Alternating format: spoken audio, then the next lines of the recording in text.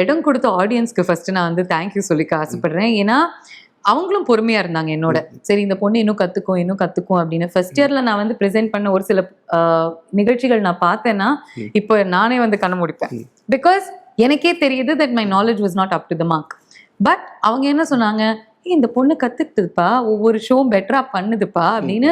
They gave me the allowance, they gave me the liberty.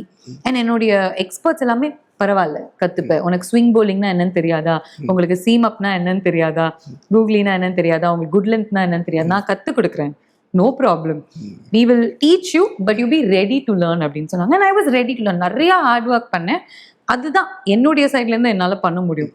ஆனா from the audience point of view அவங்க வந்து இம்மீடியட்டா negate பண்ணிருக்கலாம், வேணாம் அவங்களுக்கு தெரியாது வேணாம் அப்படின்னு சொல்லிட்டு.